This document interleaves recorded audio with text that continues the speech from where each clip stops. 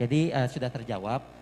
Saya hanya ingin memastikan selama Bapak Ibu memiliki alat untuk memantau dan mengevaluasi, ini saya sangat cukup senang, jadi cukup bahagia. Jadi yang penting Bapak Ibu tahu punya tools ya. Jadi masuk ke slide mungkin slide pertama dan slide kedua sudah dirangkum tadi sama Ibu. Jadi Bapak Ibu sepanjang kita punya alat untuk memantau dan mengevaluasi, kita bisa memastikan bahwa apa yang kita lakukan itu signifikan. Dalam artian ada progresnya ya, seperti itu ya. Ini slide pertama, lanjut ke slide kedua.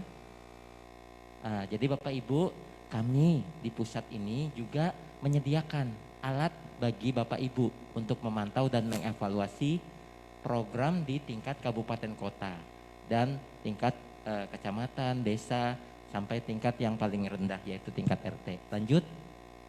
Ini nanti kami akan berupaya menggabungkan beberapa sistem informasi yang sudah ada menjadi satu kesatuan yang saling melengkapi. Jadi harapan kami ini akan bisa digunakan oleh Bapak Ibu semua, baik itu di tingkat provinsi, kabupaten, kecamatan, desa, hingga ke level paling bawah. Lanjut. Ini Bapak Ibu ya, jadi kami ada beberapa aplikasi yang bisa Bapak Ibu gunakan untuk memantau, mengevaluasi, serta untuk melakukan intervensi secara tepat sasaran, seperti itu. Jadi untuk sasaran pertama adalah calon pengantin. Ini kita sudah menyiapkan namanya LC Mil, Bapak Ibu ya. LC Mil elektronik siap nikah dan siap hamil. Ini sampai dengan hari ini, tadi pagi saya akses, ini sudah sekitar 60.000, lebih dari 60.000 calon pengantin, baik pria dan wanita yang sudah terdaftar di aplikasi LC Mil. Jadi nanti Bapak Ibu bisa lihat di wilayah, misalkan contoh Bapak Ibu dari Sumbawa. Bapak Ibu bisa klik Sumbawa, nanti muncul berapa jumlah catin yang beresiko stunting, seperti itu ya. Next slide. Mudah-mudahan ada contohnya di sini. Jadi yang saya lihat tadi pagi itu di Nusa Tenggara Barat ini sekitar ada 10.000 calon pengantin yang sudah terdaftar. Tapi lebih dari separuh, yaitu lebih dari 5.000 calon pengantin itu baik pria dan wanita itu berisiko stunting. Apa indikatornya? Indikatornya ada 5. Yang pertama, jika mereka usianya masih terlalu muda.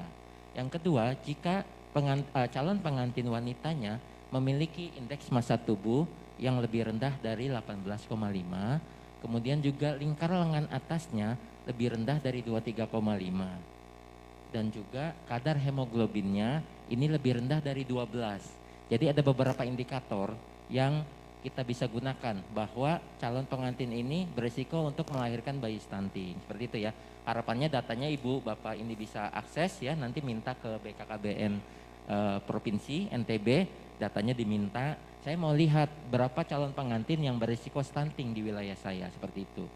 Lanjut untuk yang next. Bagaimana dengan yang sasaran selanjutnya, yaitu ibu hamil dan juga baduta. Ini kita juga sudah mengupayakan Bapak Ibu bisa mengakses data si terpadu, yaitu salah satunya adalah IPPGBM. Nah Bapak Ibu, cakupannya IPPGM ini kan saat ini secara nasional masih di bawah 50% ya. Harapan kami nanti Bapak Ibu bisa akses datanya, jadi Bapak Ibu bisa tahu, oh ternyata di wilayah kami ini baru 45% yang terdata. Sedangkan saya punya data seluruh balita, berarti sisanya harus saya data. Seperti itu ya. Jadi nanti minta aksesnya ke BKKBN Provinsi untuk mengakses data IPPGBM. Seperti itu. Jadi harapannya Bapak Ibu setiap bisa setiap bulan ataupun setiap minggu misalkan itu bisa memantau, mengevaluasi berapa sih nih kira-kira nih misalkan ya baduta di wilayah saya yang berisiko stunting, seperti itu. Jadi harapannya bisa segera diintervensi, seperti itu ya. Kemudian ini tadi dashboardnya ya Bapak Ibu. Bapak Ibu kalau sudah punya aksesnya minta ya nanti ke BKKBN Provinsi, saya mau dong lihat ini dashboardnya, klik aja. Nanti ada nih variabelnya, ya udah tinggal klik. Oh ternyata keluarga berisiko stunting di wilayah saya banyak ya, seperti itu. Apa sih ininya indikatornya? Oh ternyata sanitasinya air bersihnya kurang ya, dan seterusnya. Jadi dengan adanya data-data ini yang bisa Bapak Ibu gunakan, harapan kami ini kita bisa intervensi secara tepat sasaran dan juga untuk deteksi dini untuk pencegahan. Jangan lagi ada bayi-bayi stunting di Nusa Tenggara Barat ini. Saya yakin jika ini bisa kita lakukan bersama-sama, akan ada Habibi baru di NTB ini, akan ada tokoh-tokoh nasional dari NTB. Mudah-mudahan ya kita berdoa bersama. Next, selanjutnya. Nah ini Bapak Ibu ya, ini keluarga beresiko stunting. Apa sih keluarga beresiko stunting itu? Indikatornya sudah ada, tidak perlu saya jelaskan secara gamblang. Nanti Bapak Ibu bisa lihat di materinya. Jadi Bapak Ibu tinggal minta akses. Ini keluarga beresiko stunting ada di mana? Ada di pendataan keluarga tahun 2021. Nah tahun ini datanya mau dimutakhirkan, mau diupdate. Jadi supaya datanya terkini. Jadi nanti ada misalkan catin-catin baru, ibu-ibu hamil baru yang belum terdata tahun lalu bisa kita data tahun ini. Yang melakukan nanti teman-teman kita dari BKKBN, jajaran BKKBN. Seperti itu ya. Next. Nanti datanya Bapak Ibu bisa lihat ini prosesnya untuk pendataannya. Next. Kemudian nanti bentuknya seperti apa? Nanti kita bisa lihat bentuk datanya. Nah ini nanti tujuannya untuk apa? Untuk 4 tepat. Yang pertama tepat mendampingi. Jadi nanti kader-kader di lapangan kan ada 3 ya kader TPK itu, yaitu kader KB, TPPKK maupun bidan. Jadi mereka kalau ada datanya tentunya tepat mendampingi, juga tepat memberikan fasilitas rujukan kepada pelayanan kesehatan dan juga bantuan-bantuan sosial seperti itu ya. Dan yang terakhir tepat administrasi seperti itu ya. Next. Ini datanya Bapak Ibu, ada namanya ternyata. Oh namanya ada, kemudian alamatnya ada gitu ya. Cuma nomor HP-nya memang kalau di sini nggak ada, tapi kalau di yang LC-Mil ada nomor HP-nya. Bisa ditelepon itu.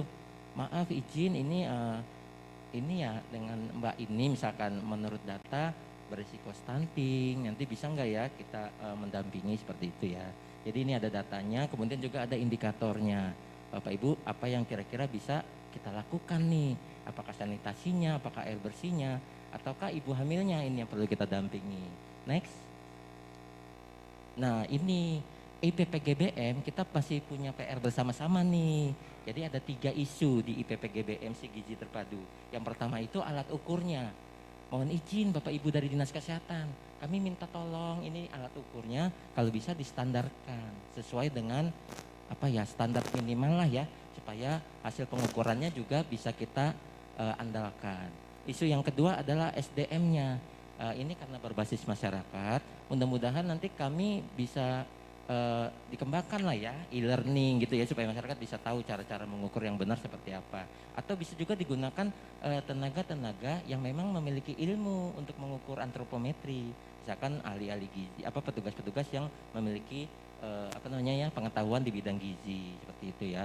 Dan cakupan dan isu yang terakhir adalah cakupan. Karena kalau cakupannya masih di bawah 80%, ini istilahnya belum representatif. Jadi kami harapkan supaya ini cakupannya ditingkatkan sampai 80% minimal. Next. Selanjutnya mungkin ini slide terakhir nanti ya, ini prosesnya. Jadi kalau misalkan menurut data di NTB ini ada 1 dari 3 balita yang belum terdata, belum terukur, baik itu di posyandu maupun di fasilitas kesehatan. Jadi ini bagaimana solusinya? Berarti kita harus sweeping, outreach, menjangkau, supaya balita yang belum terukur ini bisa juga punya datanya kita, supaya kita bisa melakukan intervensi. Next. Nah ini datanya Bu ya, jumlahnya ada 68 juta, banyak ya. Nanti mungkin di NTB mungkin sekitar berapa kira-kira ya 20 juta ya misalkan, enggak ya, 2 juta maksud saya kalau misalkan di NTB perkiraan ya. Jadi bisa akses nih Bapak Ibu, minta nanti aksesnya ke BKKBN Provinsi. Jadi jangan sungkan-sungkan minta ya, LC-Mil, IPPGBM juga pendataan keluarga. Next. Nah ini alamatnya mohon dicatat Bapak Ibu. Alamatnya ini Bapak Ibu bisa ini pantau setiap bulan. Boleh difoto atau nanti bisa diminta materinya. Ini bisa diakses ya. Jadi nanti Bapak Ibu bisa lihat nih datanya. Seperti itu ya. Jadi saya cukup sampai di sini. Mudah-mudahan bisa membekali Bapak Ibu dengan apa namanya ya, alat untuk memantau dan mengevaluasi. Mohon maaf atas segala kekurangan. Saya ucapkan terima kasih atas atensinya. Assalamualaikum warahmatullahi wabarakatuh. Waalaikumsalam warahmatullahi wabarakatuh. Ya, terima kasih Pak Dr. Nurjaini telah menyampaikan. Tepuk tangan dulu. Baik ya. Terima kasih Pak. Ya, jadi beliau telah menyampaikan tentang bagaimana sih pemantauan, pelaporan serta evaluasi. Jadi kita dengar tadi bahwa kita bisa berkolaborasi barangkali dengan EPPGBM atau dengan cohort kalau sudah teman-teman mengimplementasikan cohort atau cohort ibu maupun cohort bayi. Tapi itu pun mungkin secara teknisnya akan terus kita akan dilakukan penguatan barangkali ya, sosialisasi dan pendampingan sampai ke tingkat puskesmas. Nah, terkait dengan EPPGBM mungkin sekalian saya sampaikan bahwa kami di NTB pimpinan daerah kami baik Pak Gubernur maupun Ibu Wakil Gubernur terkait dengan angka stunting, beliau hanya mau kita menggunakan data EPPGBM karena itu sudah data-data dari data real berbasis data real, kemudian by name by address-nya total coverage gitu ya, semua. Jadi terkait dengan input EPPGBM kami secara data sudah hampir 100%, yaitu di angka 99% untuk tahun 2021.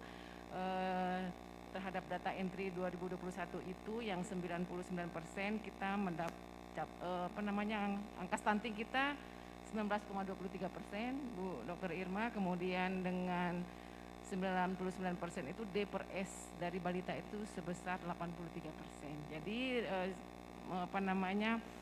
cukup terpercayalah kalau dilihat dari populasi gitu ya, populasi yang diinput maupun yang diukur. Nah, hanya memang 3 isu tadi. Isu kualitas alat ukur, kemudian kualitas skill tenaga yang mengukur, kemudian ya tentunya input data tadi. Itu kami sangat sadar itu Pak Joeni, dan bersama ya teman dinas kesehatan melalui puskesmas akan kita berbenah terus terkait dengan itu. Baik Bapak dan Ibu, 3 narasumber sudah kita dengar tadi tentang bagaimana sih RAN pasti ini, kemudian pemanfaatannya seperti apa, kemudian bagaimana pencatatan pelaporan serta evaluasinya. Saya pikir Bapak dan Ibu pasti punya pertanyaan, namun kita karena waktu ini saya tidak mau menanggung dosa Bapak Ibu yang ratusan orang ini hanya karena melanjutkan ini karena menunda untuk sholat zuhur. Jadi mungkin Bapak dan Ibu pertanyaannya kami tidak membuka, Ibu ya sepakat ya, kita tidak membuka termin tanya jawab secara langsung, tetapi panitia menyiapkan helpdesk untuk menyampaikan pertanyaannya melalui helpdesk yang tertera di screen Bapak dan Ibu. Silakan disampaikan di situ baik pertanyaan, tanggapan maupun mungkin ada usul saran terkait dengan bagaimana sih implementasi RAN pasti ini. Begitu Bu. Ya, jadi demikian Bapak dan Ibu.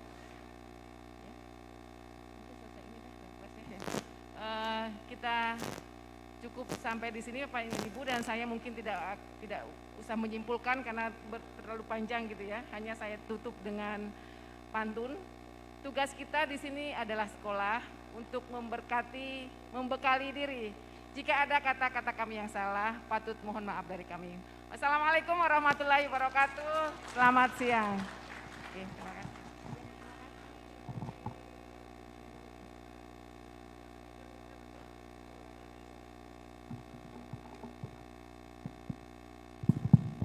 Bapak dan Ibu, ini ada door prize sebentar kalau misalkan masih berkenan untuk di sini. Jadi nanti masing-masing panelis akan menyampaikan soal gitu ya, dari paparan 1, 2, dan 3.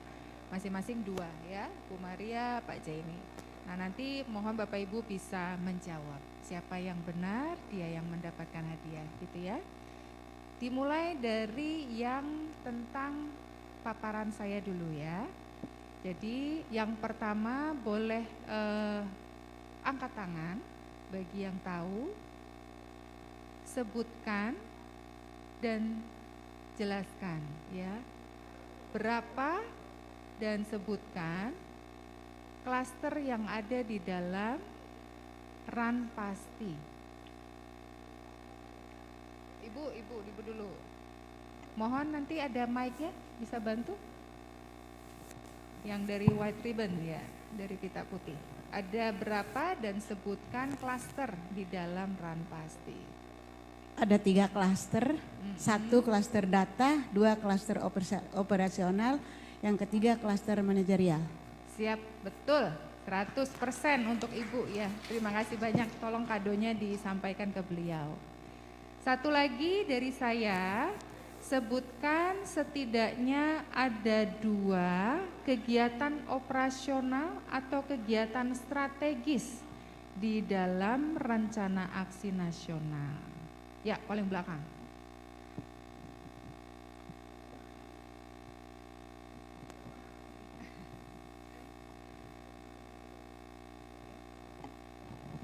Audit stunting dan pendampingan keluarga yang beresiko stunting. Iya, 100%. Terima kasih Ibu, jawabannya tepat sekali ya. Lalu dilanjutkan oleh rekan saya dari Dr. Maria.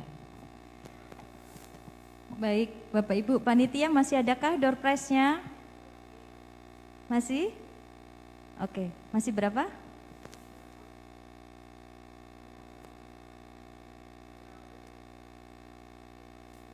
Masih ada 2. Oke, masih ada 2. Dari saya 1, Pak Jaini 1.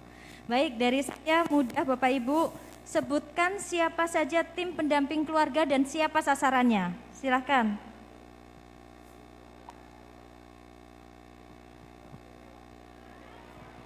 Yang tadi Ibu yang dahulu, yang Ibu baju hitam.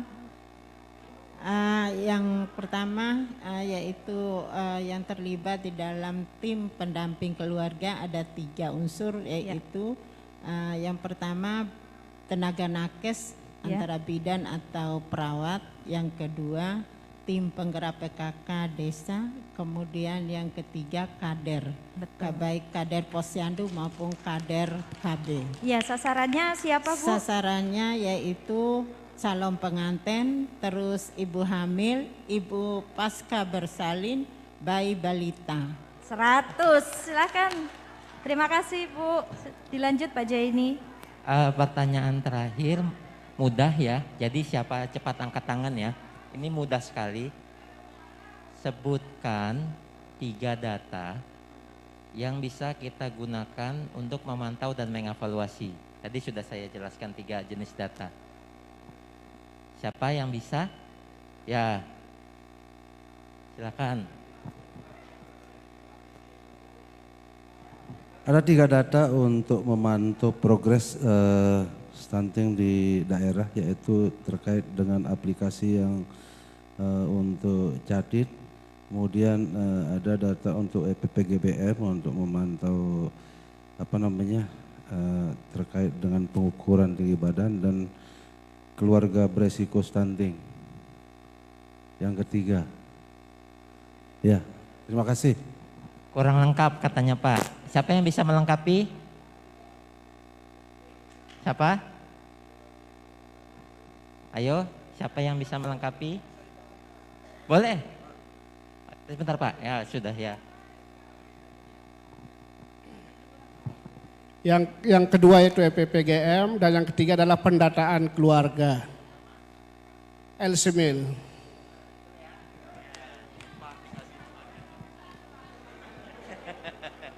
Ya, sebetulnya udah hampir betul Pak, cuman masih kurang dikit. Iya. Jadi yang tepat sekali adalah Bapak yang di belakang, 100%. Iya.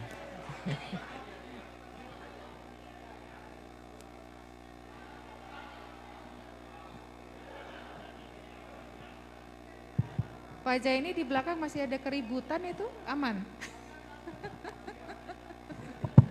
Nanti diselesaikan secara adat ya, karena kayaknya satu tim. Hadiahnya buat tim berarti. Baik, terima kasih Bapak Ibu. Kami para panelis mohon undur diri. Terima kasih tadi atas atensinya, dan mohon perkenan bisa menularkan apa yang Bapak Ibu ketahui kepada rekan-rekan TPPS Desa. Mungkin itu saja dari kami mohon undur diri. Terima kasih banyak.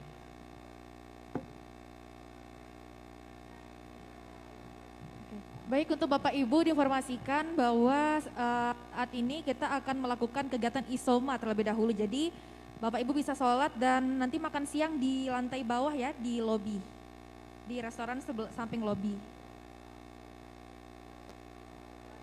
Ya. Dan diinformasikan untuk Bapak Ibu semua bahwa sudah ada di ruangan ini pada pukul 14.00 atau jam 2 siang. Jadi kita benar-benar on time nanti untuk mulai panel diskusi selanjutnya. Jadi sekali lagi saya ingatkan untuk Bapak Ibu untuk hadir di ruangan balik pada pukul jam 2 siang tepat waktu. Terima kasih. Dan kita masih banyak door prize ya Bapak Ibu, yang di depan ini masih belum, dan hadiah utama juga masih belum ya. Belum diberikan 1 buah sepeda. Jadi yang paling cepat datang nanti Bapak Ibu bakal lebih banyak kesempatan untuk mendapatkan door prize. Yeay.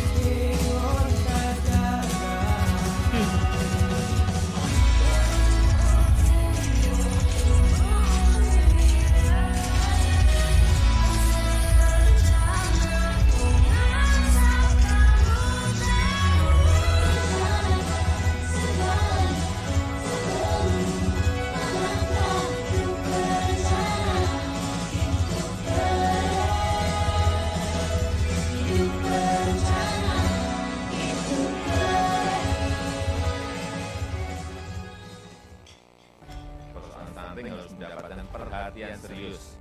Jadi target 2024 14% itu bukan target yang enteng. Tapi kalau kita kerja serius, lapangannya terkuasai, kerjasama, kolaborasi, saya kira penurunan angka stunting akan bisa kita lakukan secara signifikan. Soal paksanaannya ada di kepala BKKBN. Artinya apa? BKKBN memegang kendali pencegahan stunting mulai saat ini.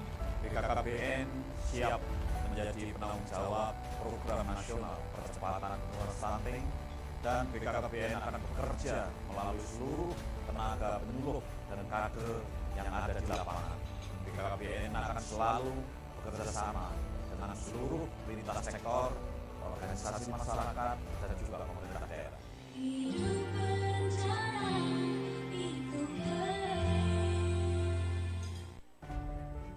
Keluarga adalah tiang negara.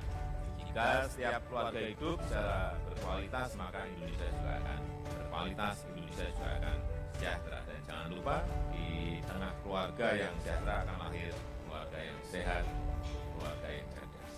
Hingga pada saat Indonesia emas itu yang muncul adalah keluarga-keluarga yang sehat, keluarga-keluarga yang produktif, keluarga-keluarga yang memiliki kualitas. Keluarga yang berkualitas adalah keluarga yang memiliki anak yang sehat dan tentu harus bebas dari stunting. Anak yang pendek belum tentu stunting, tetapi anak yang stunting pasti pendek dan disertai dengan gangguan perkembangan kecerdasan. Mari kita cegah stunting dengan mewujudkan keluarga yang kecil berkualitas guna mendukung tercapainya Indonesia Maju.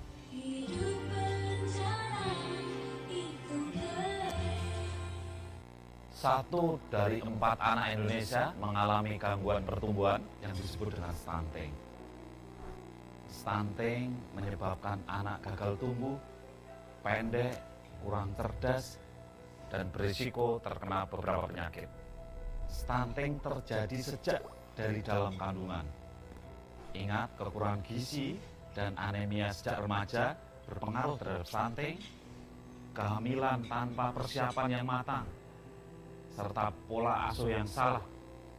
Dan stunting bisa diatasi hanya dalam 1000 hari kehidupan pertama. Oleh karena itu, keluarga dan kehamilan harus direncanakan. Rencanakan keluarga sejak dini karena semua bisa berisiko melahirkan anak stunting. Dengan bergotong royong, kita harus bisa mewujudkan Indonesia Emas yang bebas stunting.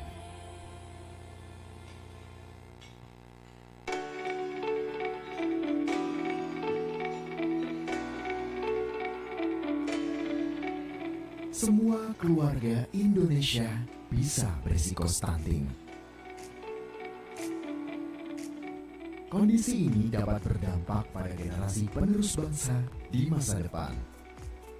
Anak dengan kondisi stunting akan sulit untuk bermain dan belajar, serta mempengaruhi kualitas kesehatan mereka di masa depan.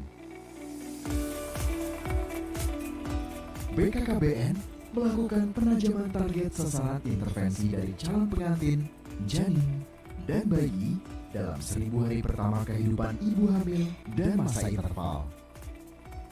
BKKBN melalui seluruh tenaga penyuluh dan kader di lapangan bekerja sama dengan seluruh lintas sektor, organisasi masyarakat, dan pemerintah daerah bersinergi menyatukan gerak dan langkah untuk mewujudkan keluarga berkualitas dengan lahirnya generasi yang sehat bebas stunting.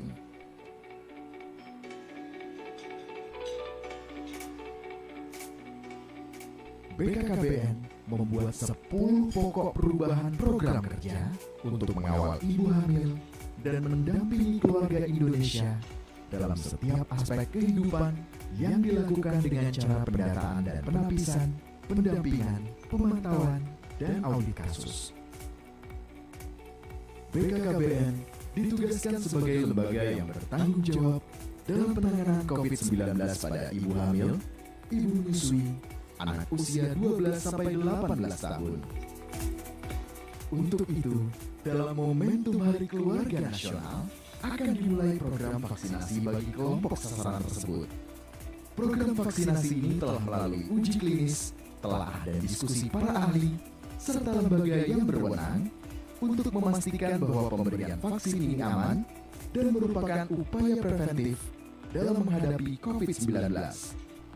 Jadikan Hari Keluarga Nasional yang ke-28 sebagai momentum bersama untuk kembali menumbuhkan kesadaran, membentuk generasi penerus bangsa yang sehat dan berkualitas. Wujudkan keluarga Indonesia yang bebas stunting, sehat, dan terbebas dari COVID-19 untuk mendukung tercapainya Indonesia Maju.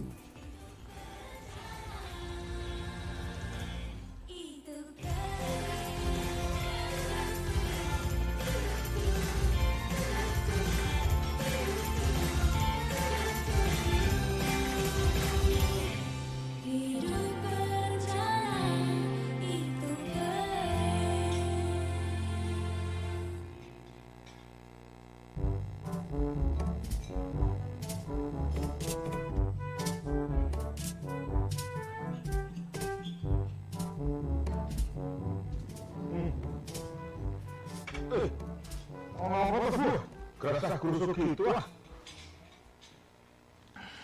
Pak Nolo, tetangga kita. Udah Liman, Pupa Ijo, Buning, udah pada punya cucu semua.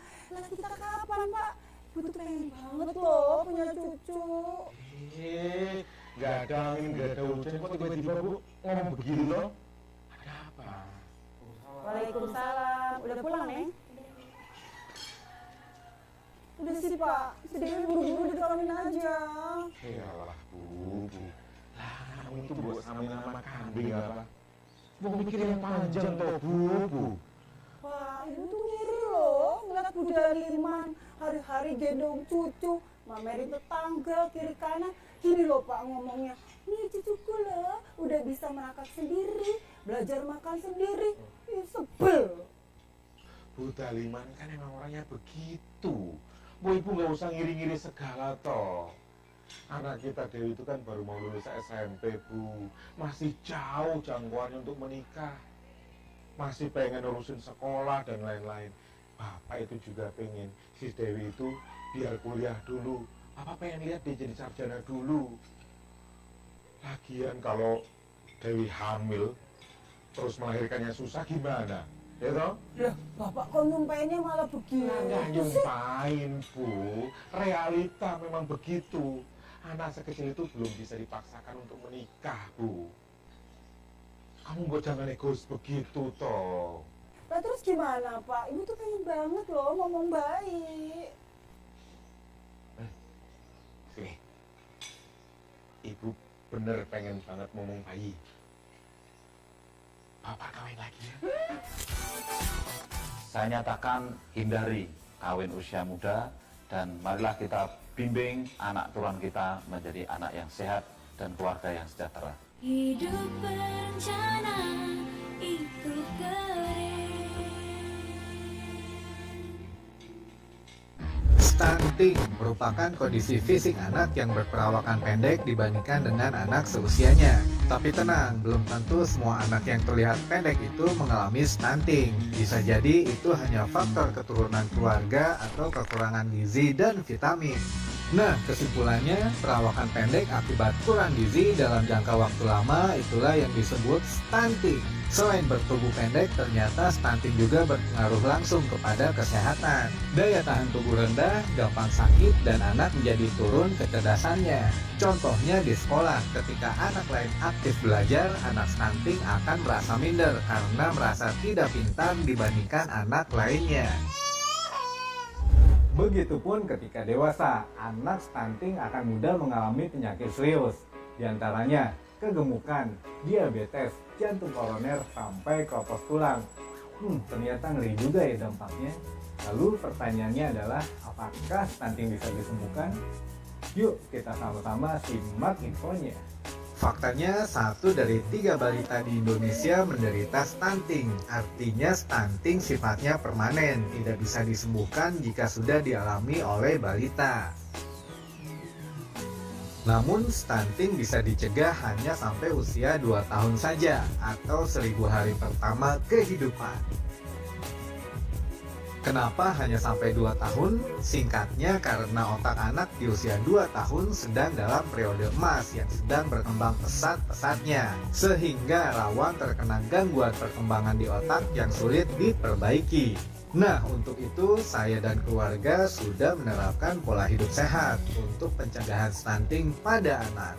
Mulai dari memperhatikan pola asuh, pola makan, sampai lingkungan yang nyaman demi generasi bangsa yang sehat dan berprestasi. Yuk sama-sama kita edukasi keluarga lainnya. Hadirkan semangat baru di keluargamu. Keluarga keren, cerdas stunting.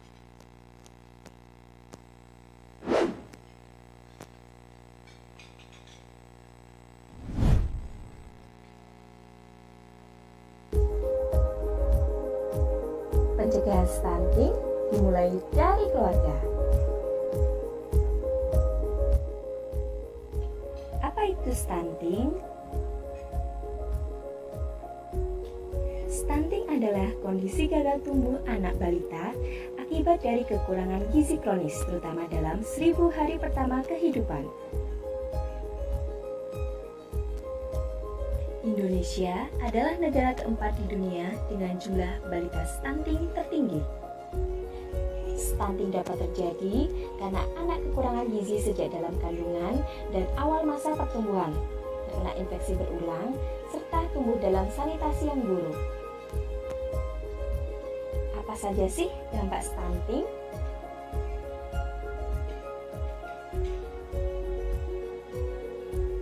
Tinggi anak di bawah rata-rata, IQ anak menjadi rendah, pertumbuhan anak terganggu, imunitas tubuh menjadi lemah, dan berpotensi terkena obesitas, hipertensi, serta diabetes. Bagaimanakah cara mencegah stunting?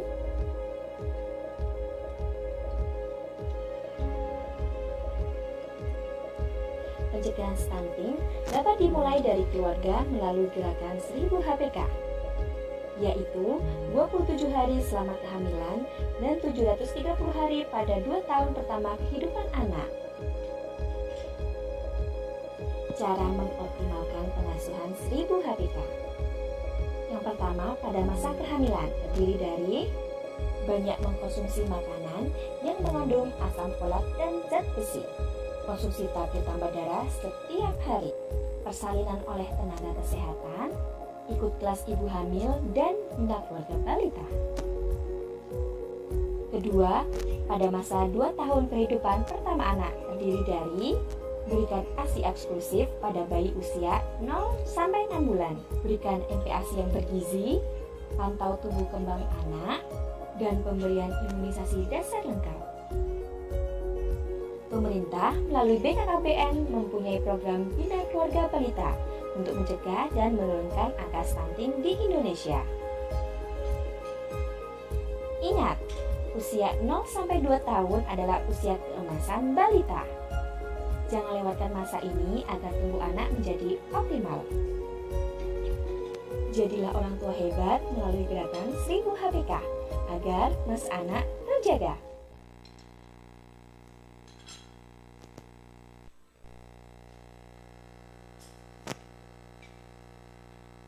Keluarga Pak Tony dan Bu Umi pergi ke kelompok BKB untuk mengikuti penyuluhan tentang pengasuhan tumbuh kembang anak.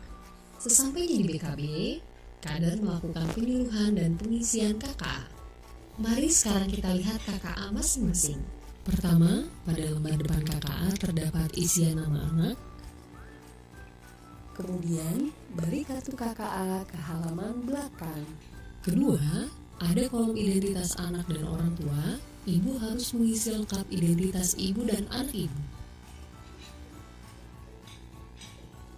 Ketiga, ada kolom tugas perkembangan anak, berisi tentang tugas-tugas perkembangan anak yang digunakan untuk memantau kemampuan dan keterampilan anak pada umur tertentu. Keempat, ada kolom kode keterangan 7 aspek perkembangan anak. Yang kelima, adalah kolom angka berisi angka nomor urut tugas perkembangan anak. Kolom keenam adalah kolom kotak-kotak yang berisi grafik perkembangan anak. Jika grafik anak ibu berada di garis merah ke atas, berarti keterampilan dan perkembangan anak ibu sudah sesuai dengan umurnya. Jika grafik berada di bawah garis merah, berarti anak ibu mengalami keterlambatan dalam perkembangannya dan harus lebih sering mendapatkan stimulasi atau rangsangan. Ketujuh, ada kolom bulan dan tahun kelahiran anak, yaitu kolom yang tertera antara 0 sampai 72. Kolom yang ke-8 berisi pesan-pesan atau persiapan tugas selanjutnya yang perlu dilakukan orang tua apabila anak belum dapat melakukan tugas sesuai umurnya. Kemudian, balik kartu KKA ke halaman depan. Kolom ke-9 adalah kolom cara asuh anak yang berisi pesan-pesan yang dilengkapi gambar tentang cara orang tua mengasuh anak. Di kolom identitas, silahkan ibu menulis nama, tanggal lahir anak, jenis kelamin, nama orang tua, kelompok BKB, RT, RW, desa, kecamatan, posyandu, dan nomor.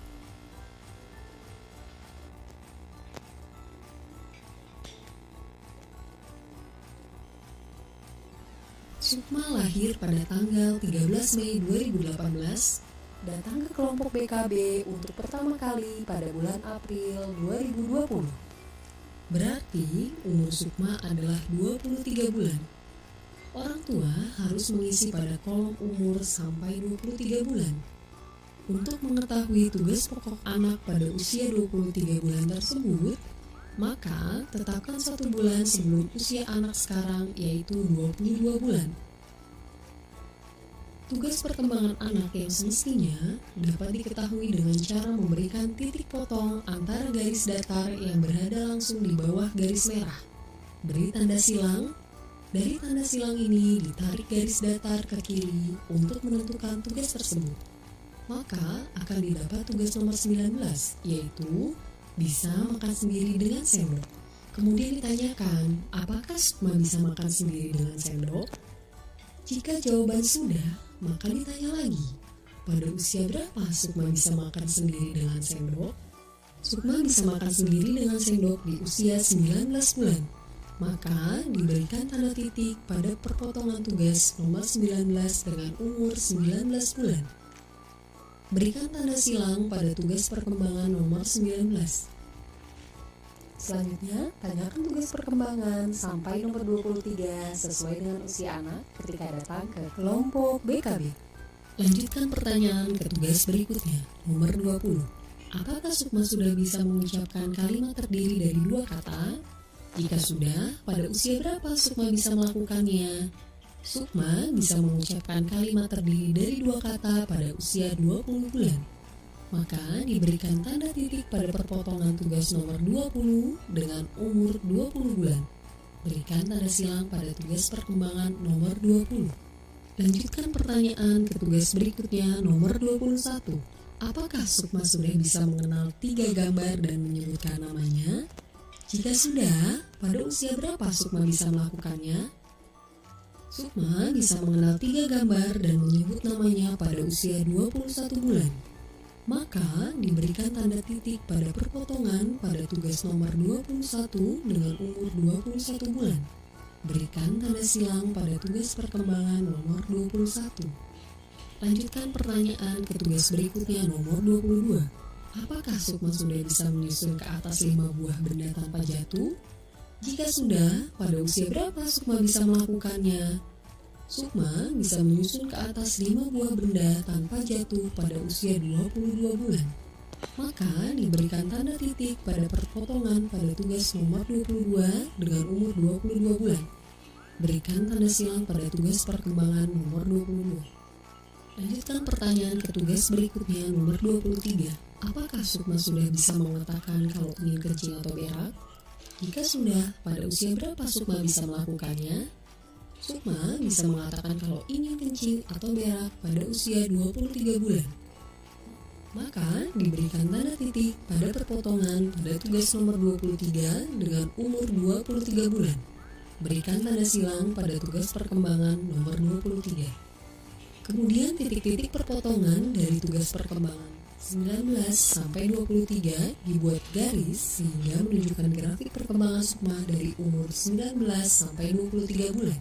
Kemudian, dari tugas perkembangan nomor 18 sampai nomor 1 cukup ditanyakan dan diberikan tanda silang apabila memenuhi, dan tidak diberikan tanda apapun apabila tidak memenuhi. Pada tugas perkembangan sebagai catatan riwayat perkembangan anak.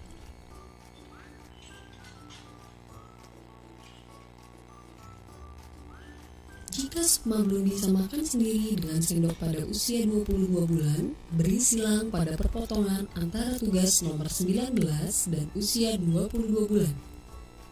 Artinya, titik tersebut berada di bawah garis merah sehingga menjadi tugas rumah yang harus dilakukan orang tua untuk menstimulasi anak, yaitu pesan nomor 18. Ajari anak makan sendiri dengan tangan dan sendok. Tetap, tanyakan tugas perkembangan sampai nomor 23 sesuai dengan usia anak ketika datang ke kelompok BKB.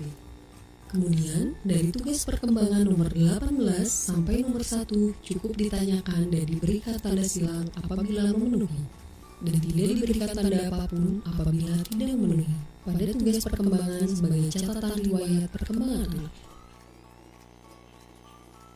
Pada usia 24 bulan, Sukma datang lagi ke kelompok BKB. Kemudian ditanyakan kembali tugas rumah yang terhutang pada bulan sebelumnya. Apakah Sukma sudah bisa makan sendiri dengan sendok?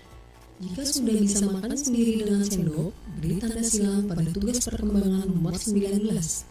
Artinya, tugas perkembangan yang terhutang pada bulan sebelumnya sudah terpenuhi di usia 24 bulan. Kemudian, lanjutkan pertanyaan ke tugas perkembangan nomor 24 dan seterusnya.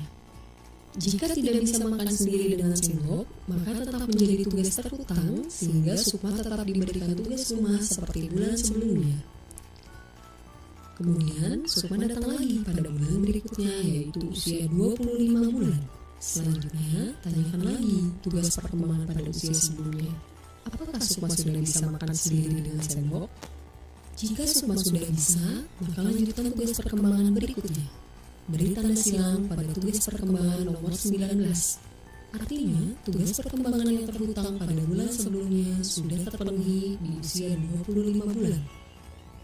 Jika Sukma tidak bisa makan sendiri dengan sendok selama 3 bulan berturut-turut, maka Sukma harus dirujuk ke fasilitas kesehatan agar kita dapat mengetahui hal-hal apa yang menyebabkan Sukma terlambat makan sendiri dengan sendok. Sebaiknya Sukma diperiksakan ke fasilitas kesehatan. Kemudian Kadar memberikan surat rujukan untuk diperiksakan ke fasilitas kesehatan. Keluarga Pak Tuni dan Bu Uni pergi ke fasilitas kesehatan untuk memeriksakan anaknya. Catatan, pemantauan perkembangan anak dilakukan setiap bulan. Apabila tugas perkembangan anak selalu terpenuhi, maka dapat dikatakan perkembangan anak tersebut sesuai dengan usianya. Apabila ada tugas perkembangan yang terhutang, maka dapat dikatakan perkembangan anak tersebut tidak sesuai usianya. Jadi, setelah kita melihat bagaimana cara pengisian KKA tadi, diharapkan orang tua dapat memantau tumbuh kembang anak sesuai dengan tingkat perkembangan umur anak, dan anak dapat tumbuh kembang secara optimal.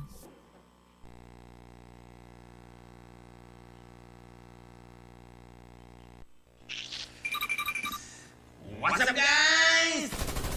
Ya. Bukan manggil kamu kakak. Oh. Sorry guys ya.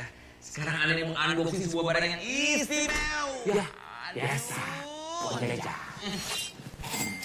Sorry guys. Mari kita. Aduh, minta duit lagi nih. Oke guys. Ini dia barangnya guys, gok banget. Aduh, apa gitu, aduh, ngapain sih? Maaf guys, kita lanjutin lagi. Sekarang kita nyalain dulu ya. Mana pencetannya sini? Aduh, ada yang ngapain di situ sih?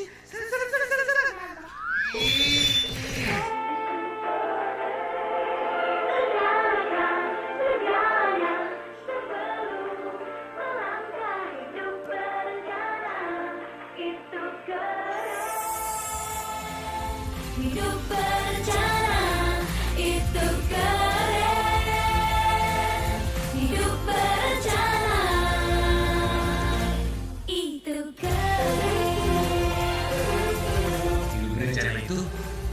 guys. Keren. Telat. Berencana itu keren.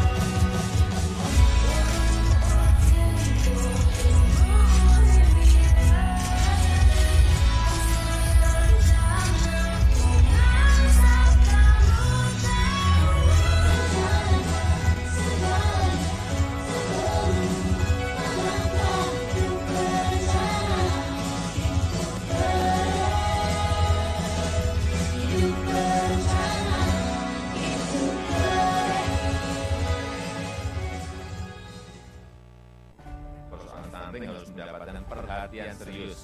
Jadi target 2024 14% itu bukan target yang enteng. Tetapi kalau kita bekerja serius, lapangannya terkuasai, bekerja sama, kolaborasi, saya kira penurunan angka stunting akan bisa kita lakukan secara signifikan.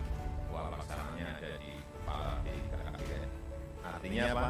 BKKBN memegang kendali pencegahan stunting mulai saat ini. BKKBN siap menjadi penanggung jawab program nasional percepatan penurunan stunting, dan BKKBN akan bekerja melalui seluruh tenaga penyuluh dan kader yang ada di lapangan. BKKBN akan selalu bekerja sama dengan seluruh lintas sektor, organisasi masyarakat, dan juga pemerintah daerah.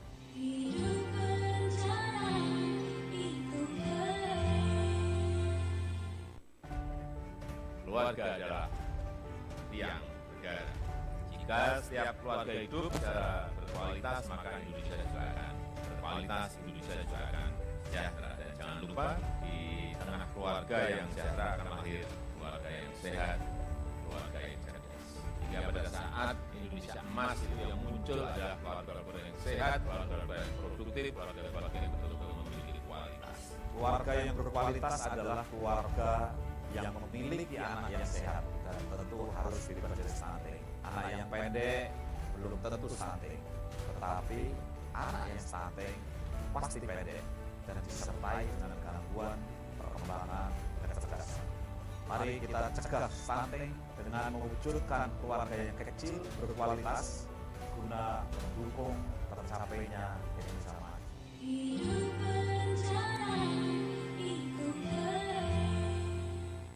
Satu dari 4 anak Indonesia mengalami gangguan pertumbuhan yang disebut dengan stunting. Stunting menyebabkan anak gagal tumbuh, pendek, kurang cerdas, dan berisiko terkena beberapa penyakit. Stunting terjadi sejak dari dalam kandungan. Ingat, kekurangan gizi dan anemia sejak remaja berpengaruh terhadap stunting, kehamilan tanpa persiapan yang matang, serta pola asuh yang salah. Dan stunting bisa diatasi hanya dalam 1000 hari kehidupan pertama. Oleh karena itu, keluarga dan kehamilan harus direncanakan. Rencanakan keluarga sejak dini karena semua bisa berisiko melahirkan anak stunting. Dengan bergotong royong, kita harus bisa mewujudkan Indonesia Emas yang bebas stunting.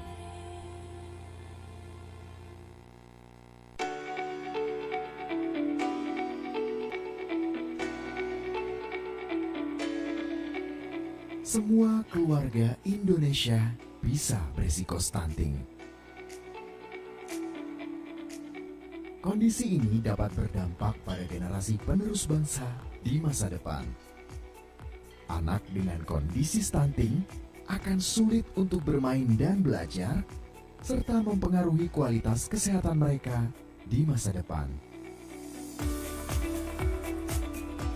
BKKBN melakukan penajaman target sasaran intervensi dari calon pengantin, janin, dan bayi dalam 1000 hari pertama kehidupan ibu hamil dan masa interval. BKKBN melalui seluruh tenaga penyuluh dan kader di lapangan bekerja sama dengan seluruh lintas sektor, organisasi masyarakat, dan pemerintah daerah bersinergi menyatukan gerak dan langkah untuk mewujudkan keluarga berkualitas dengan lahirnya generasi yang sehat bebas stunting.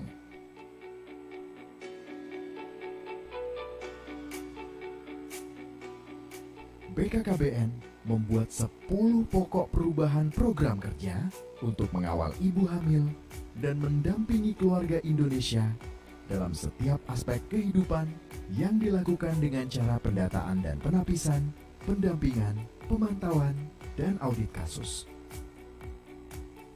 BKKBN ditugaskan sebagai lembaga yang bertanggung jawab dalam penanganan COVID-19 pada ibu hamil, ibu menyusui, anak usia 12-18 tahun. Untuk itu, dalam momentum Hari Keluarga Nasional, akan dimulai program vaksinasi bagi kelompok sasaran tersebut. Program vaksinasi ini telah melalui uji klinis, telaah dan diskusi para ahli, serta lembaga yang berwenang untuk memastikan bahwa pemberian vaksin ini aman dan merupakan upaya preventif dalam menghadapi COVID-19. Jadikan Hari Keluarga Nasional